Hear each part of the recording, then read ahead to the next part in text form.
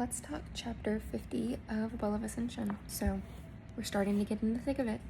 We're with Allrianne, and she's thinking about her manipulation of Breeze and how, like, no one else will be so aware of their emotions as, like, Breeze, and how it was just, like, so much fun.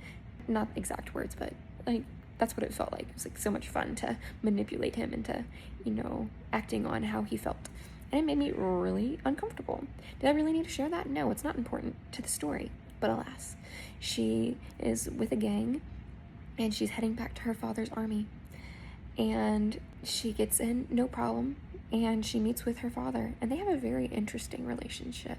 He doesn't seem to like her a lot, but he doesn't hate her. I don't know. Maybe he just doesn't know how to express himself. But she convinces him that they need to go back to Luthadel and make friends with whoever's winning. And that's where we end our interaction with them. We pan the Ven, they're getting up, and nothing really super important happens other than the fact that Spook is noticing the Mist Spirit too. And we move on to Straff. Straff unfortunately survived, and he follows through with Zane's plan.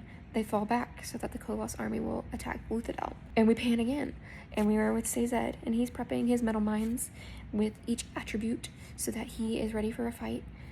And there's conversations, nothing super important happens, but Sazed is wondering why Ten stayed, and she tells him, I obviously love you, duh.